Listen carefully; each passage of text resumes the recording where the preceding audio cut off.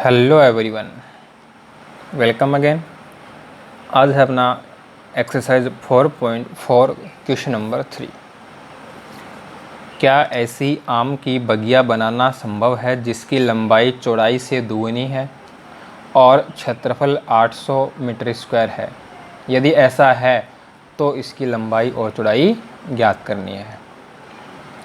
Is it possible to a rectangular mango grove whose length is twice its breadth and area is 800 meter square?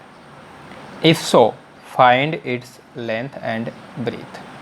तो जो हमें find करना है उसी को हम लेट करते हैं, ठीक है। जो हमें ज्ञात करना है उसी को हम मान कर चलते हैं। अब देखिए, लंबाई है वो चौड़ाई की दुगुनी है। Length is twice of its breadth. यदि हमें ब्रीथ पता हो, चौड़ाई पता हो, तो हम इसकी लेंथ बता सकते हैं, लंबाई बता सकते हैं। तो चौड़ाई को हम x बोल देते हैं। Let's breadth of mango grove is x।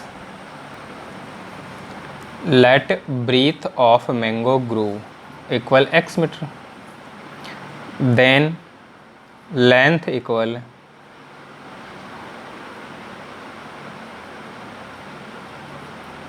अब लेंथ क्या है, इससे ट्वाइस है, लंबाई चौड़ाई की दोगुनी है, तो ये 2x हो जाएगी।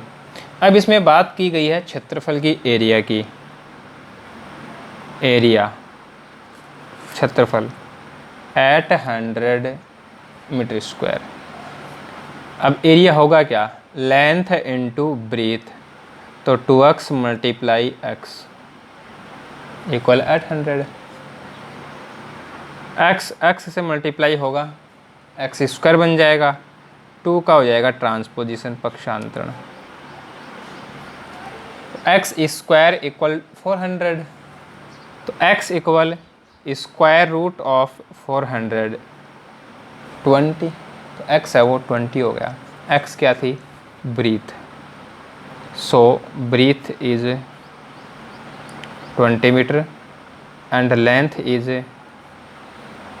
2 इंटू 20 40 मीटर। तो ऐसा पॉसिबल है। तो जो मैंगो ग्रू है, जो आम की बगिया है, उसकी लेंथ तो है 40 मीटर और ब्रीथ है 20 मीटर। लंबाई 40 और चौड़ाई 20 मीटर हो जाएगी।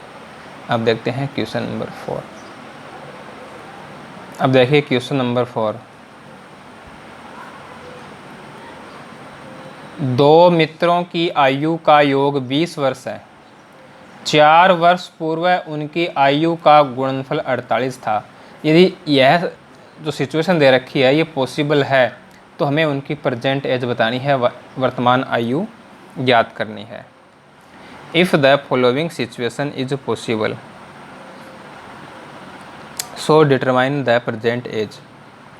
सम of ages of 2 friends is 20 years.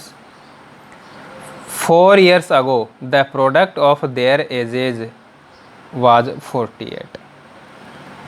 ठीक है, तो देखो सम ऑफ देयर एज दिया हुआ है, उन दोनों की आयु का योग दिया हुआ है। एक की हम x बोलेंगे तो दूसरे की क्या हो जाएगी, 20 माइनस x हो जाएगी। ठीक है। Let age of one friend equal x year, then age of other friend equal 20 minus x year. एक मित्र की आयु x है तो दूसरे की 20 माइनस x होगी, क्योंकि दोनों का योग 20 दिया हुआ ना। अब ये बात कर रहा है 4 साल पहले की, 4 years ago। ठीक है, तो 4 साल पहले क्या होगा, आयु 4 साल कम होगी, तो प्रेजेंट एज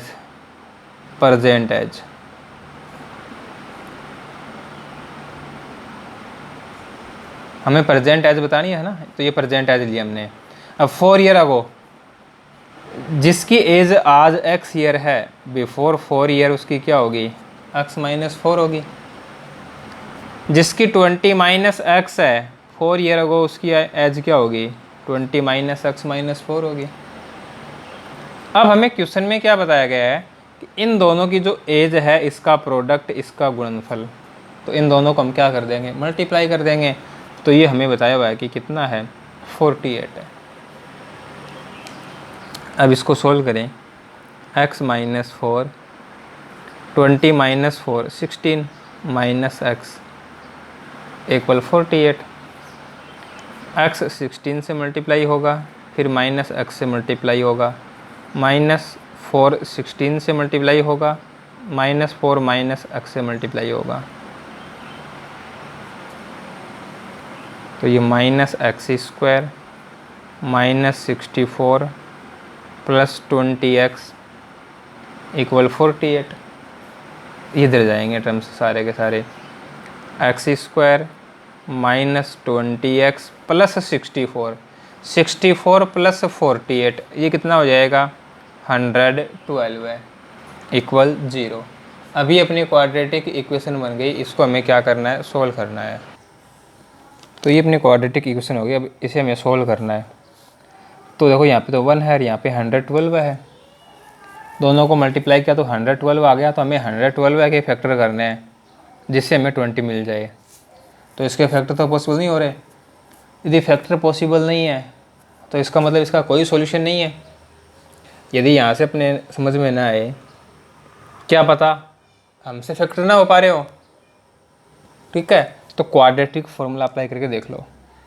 यदि हम इसमें क्वाड्रेटिक फार्मूला अप्लाई करेंगे तो x इक्वल माइनस बी की वैल्यू है minus 20 plus minus square root of B square minus 20 square minus 4a की वैल्यू है 1, सी की वैल्यू है 112 है, अपॉन 2a।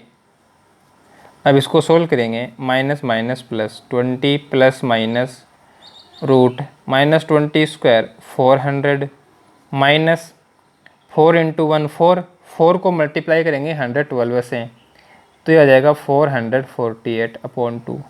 तो देखो यहाँ पे स्क्वायर रूट है, इसके अंदर नेगेटिव वैल्यू आ गई ना, अंडर रूट के अंदर माइनस की संख्या आ गई, तो ऐसा पॉसिबल नहीं है। तो this situation is not possible, ठीक है ना, this situation is not possible, यानी ऐसा पॉसिबल नहीं है, ऐसा संभव ही नहीं है कि दोनों की एज का योग है, सम ऑफ एज है वो 20 है और बिफोर 4 ईयर उनका प्रोडक्ट है, उनका गुणनफल है वो 48 है, ऐसा पॉसिबल नहीं है। क्वेश्चन नंबर 5, क्वेश्चन नंबर 5 है, is it possible to design a rectangular park of perimeter 80 metre and area 400 metre square. क्या एक ऐसे आयताकार बगीचे को बनाना संभव है जिसका परिमाप 80 मीटर और क्षेत्रफल 400 वर्ग मीटर है? यदि है तो हमें उसकी लंबाई चौड़ाई बतानी है। If so find its length and breathe.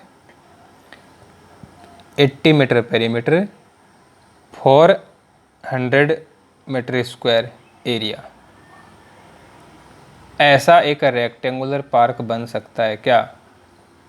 यदि बन सकता है तो हमें इसकी लेंथ और ब्रीथ बतानी है, लंबाई और चौड़ाई बतानी है, परिमाप 80 और क्षेत्रफल 400 वर्ग मीटर है। तो देखते हैं।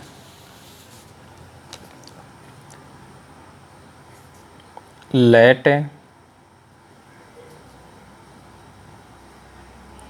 Length of rectangular park equal x metre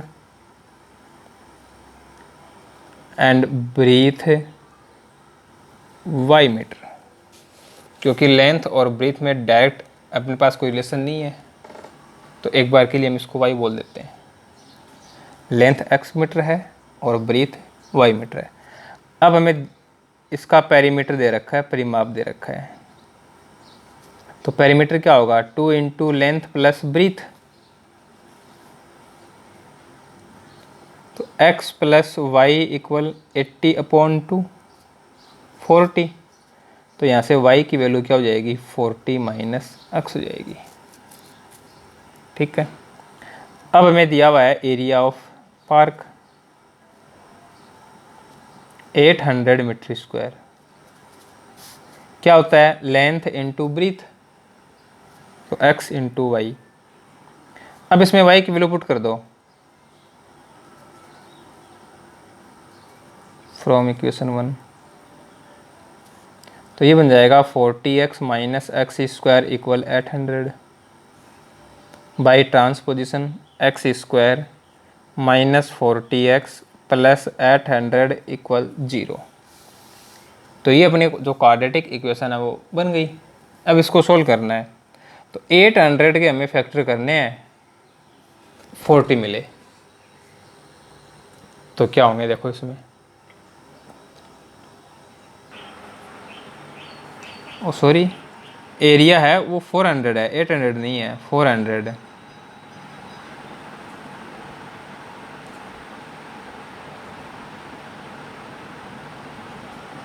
area है वो 400 है। तो 400 के फैक्टर करने हैं, तो 20 और 20 हो जाएंगे। हमें चाहिए -40, तो दोनों माइनस में आ जाएंगे।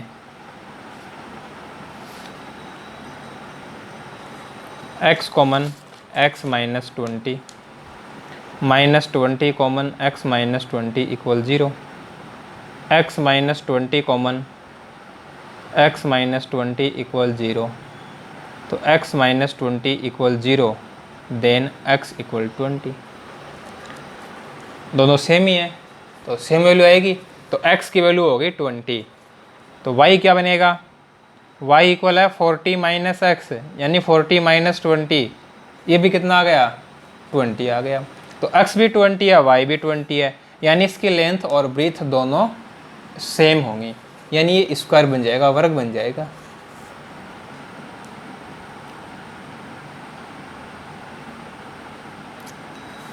Therefore length equal 20 metre and breadth equal 20 metre. Length और ब्रीथ दोनों इसकी क्या है? 20 मीटर 20 मीटर है। तो ये था अपना क्वेश्चन नंबर 5। इसके साथ अपनी जो एक्सरसाइज 4.4 है वो भी समाप्त होती है और जो अपना चैप्टर है वो भी कंप्लीट होता है। नेक्स्ट क्लास में हम एक नए चैप्टर नंबर 5 अर्थमेटिक प्रोग्रेशन समांतर श्रेणी के बारे में स्टडी करेंगे।